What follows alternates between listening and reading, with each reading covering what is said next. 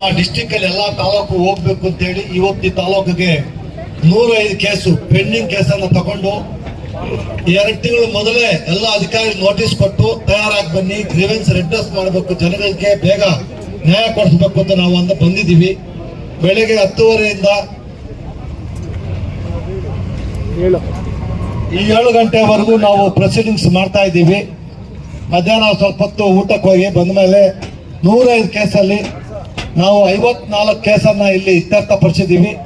ಇನ್ನೂ ಒಂದಷ್ಟು ಆಗಿರೋದು ನಮ್ಮ ಅಧಿಕಾರಿಗಳು ಏನು ಎಮ್ಮೆ ಚರ್ಮ ಅಂತ ಅದು ಸ್ವಲ್ಪ ಚಳಿ ಬಿಡಬೇಕು. ಇವಾಗ ಚಳಿ ಹೋಗ್ತಾ ಇದೆ, ಇನ್ನೊಂದು ವಾರ ಶಿವ ಅಂತ ಚಳಿ ಹೋಗುತ್ತೆ.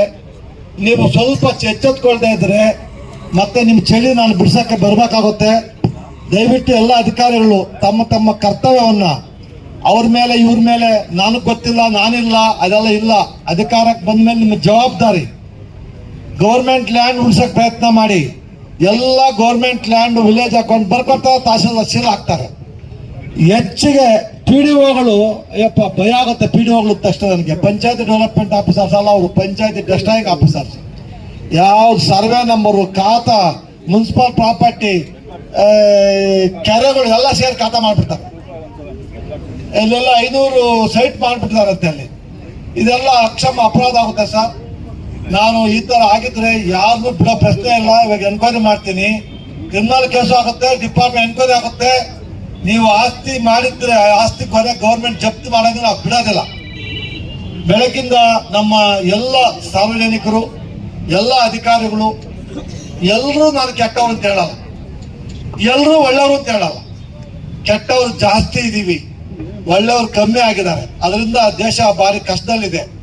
ನಾವಿನ್ನ ಎಚ್ಚೆತ್ಕೊಳ್ತಾ ಇದ್ರೆ ಈ ಭ್ರಷ್ಟಾಚಾರ ಭೂತ ನಮ್ಮನ್ನ ತಿನ್ನುತ್ತೆ. ಒಂದ್ ದಿವಸ ನಮ್ಮ ಅನ್ನ, ನಾನು ಬೆಳಗ್ಗೆ ಹೇಳ್ದೆ, ನಮ್ದಾಗಿರ್ಬೇಕು. ಈ ಭ್ರಷ್ಟಾಚಾರ ಕೈ ಹಾಕಿದ್ರೆ ವಿಷ ನಾಗರಾವ್ ಇದ್ದಂಗೆ, ಅದು ಯಾವಾಗ ಕಚ್ಚುತ್ತೋ ಗೊತ್ತಿಲ್ಲ. ನೀವು ಏನು ಆಗಲ್ಲ ಅಂದ್ಕೊಂಡಿದ್ದೀರಾ, ಇವಾಗ ಬೇರೆ ನಾಗರಾವ್ ಬಂದಿದೆ, ಅದು ಕಷ್ಟ, ಯಾರ ಕೈ ಸಿಗಲ್ಲ, ಬರೀ ಹೊಡೆಯೋದೇ ಕಾಯ್ತಾ ಇರ್ತದೆ. ಸ್ವಲ್ಪ ಹುಷಾರಾಗಿದ್ರೆ ಒಳ್ಳೇದು. ಮುಂದಿನ ದಿವಸಗಳಲ್ಲಿ ಜನಗಳಿಗೆ ಇನ್ ಟೈಮ್ಗೆ 20, 21, 22 ಇವಾಗ ನಾವು ಕ್ಲೀನ್ ಮಾಡಿದ್ದೀನಿ. ಇಷ್ಟು ವರ್ಷ ಬೇಕಾಗಿತ್ತ? ದಯವಿಟ್ಟು ಯಾರಾದರೂ ಖಾತಾ ಮಾಡಕ್ಕೆ, ಕಂದಾಯ ಕಟ್ಟಕ್ಕೆ, ರೆವಿನ್ಯೂ ಡಿಪಾರ್ಟ್ಮೆಂಟ್ ಇರಲಿ, PDO ಇರಲಿ, ಸಂಬಂಧಪಟ್ಟ ದಾಖಲೆ ಇದ್ದ ತಕ್ಷಣ ನೋಡಿ ಅವರಿಗೆ ನ್ಯಾಯ ಕೊಡಿ. ನಿಮಗೆ ಕೊಡಕ್ಕೆ ಕಾನೂನು ಅವಕಾಶ ಇಲ್ಲ ಅಂದ್ರೆ, ಕಾನೂನು ಈ ತರ ಇದೆ, ಈ ತರ ಅವಕಾಶ ಇಲ್ಲ, ಕೋರ್ಟ್ ಹೋಗಿ ಅಂತೇಳಿ ಅವ್ರು ಕೋರ್ಟ್ ಹೋಗ್ತಾರೆ. ಇಲ್ಲಿ ಅಲದು ಅದೊಂದು. ಎರಡನೇದು, ತಹಸೀಲ್ದಾರ್ ಆರ್ಡರ್ ಮಾಡ್ತಾರೆ, AC ಆರ್ಡರ್ ಮಾಡ್ತಾರೆ, ರಿಮ್ಯಾಂಡ್ ಮಾಡ್ತಾರೆ. ಇವಾಗ ಒಂದು ದಿವಸ ನೋಡ್ತೀವಿ, ಆ AC ತಹಸೀಲ್ದಾರ್ ರಿಮ್ಯಾಂಡ್ ಮಾಡಕ್ ಆರ್ಡರ್ ಕಾಪಿ ಬಂದೇ ಇಲ್ಲ ತಹಸೀಲ್ದಾರ್ ಆಫೀಸ್ಗೆ. ನಮ್ಮ ವಿಲೇಜ್ ಅಕೌಂಟ್ ರೆಡಿ ಮಾಡಿ ಒಂದು ಎಂಡಾರ್ಸ್ಮೆಂಟ್ ಕೊಟ್ಬಿಟ್ಲು. ತಹಸೀಲ್ AC ಆರ್ಡರ್ ಕೋರ್ಟ್ಗೆ ಆಗಿಲ್ಲ, ಅವರು ಆಫೀಸ್ಗೆ ಸೀಲ್ ಹೊಡೆದ್ಬಿಟ್ರು ನಮ್ಮ ತಹಸೀಲ್ದಾರರು. ಈ ತರ ಜನರಿಗೆ ಅನ್ಯಾಯ ಮಾಡ್ತಾರೆ. ಅವ್ರು ಹೇಳಿದಾಗ ಅವ್ರು ನಮ್ಗೆ ನೋಡೇ ಇಲ್ಲ, AC ಆರ್ಡರ್ ಹೋಗೇ ಇಲ್ಲ, ಇನ್ನೊಂದು ಎಂಡಾರ್ಸ್ಮೆಂಟ್. ನನಗೆ ಅರ್ಥ ಆಗಿಲ್ಲ, ನನಗೆ ಏನು ಅಷ್ಟು ಅರ್ಜೆಂಟು ಅಂತ. ಜನರಿಗೆ ನ್ಯಾಯ ಕೊಡಿ ಅಂದ್ರೆ ವರ್ಷಾನುಗಟ್ಟಲೆ ಮಾಡ್ತೀರ, ಅನ್ಯಾಯ ಮಾಡಿದ್ರೆ ಒಂದೇ ದಿವಸ ಅಲ್ಲ, 1 ಸೆಕೆಂಡಲ್ಲಿ ಮಾಡ್ಬಿಡ್ತಾರ. ದಯವಿಟ್ಟು ದುಡ್ಡಿಗೆ ಆಶೆ ಮಾಡಿ ಜನರಿಗೆ ಅನ್ಯಾಯ ಮಾಡಬೇಡಿ. ನಾನು ತಡೆಯಕ್ಕಾಗಲ್ಲ.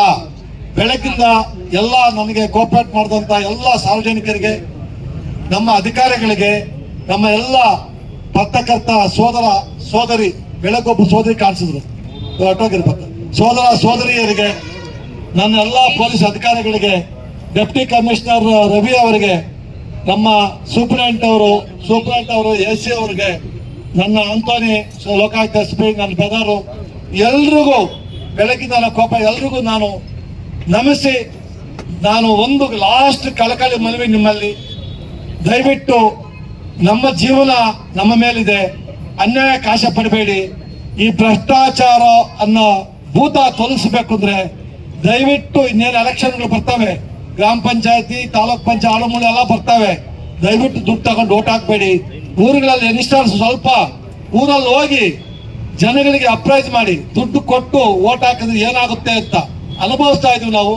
ದಯವಿಟ್ಟು ಅದೊಂದು ಧೋರಣೆ ನಮ್ಮ ಡಿಸ್ಟಿಕ್ ಇಂದ ಆಗಲಿ. ದುಡ್ಡು ತಗೊಂಡು ಓಟ್ ಹಾಕಲ್ಲ ಅಂತ ಸ್ಟ್ರೈಕ್ ಮಾಡ್ರಿ, ದುಡ್ಡು ಕೊಡೋನ್ ಓಟ್ ಹಾಕ್ಬೇಡ್ರಿ. ಅವನು ಸೋಲ್ಬೇಕು, ಇನಾಮನ ಸೋಲ್ಬೇಕು. ಆ ತರ ಆದ್ರೆ ನಾವು ಮುಂದೆ ಈ ಭ್ರಷ್ಟಾಚಾರ ತೊಲಗಿಸ್ಕೊಂಡು ಅವಕಾಶ ಸಿಗುತ್ತೆ ಅಂತ ಆಶೆ ಪಡ್ತೀನಿ.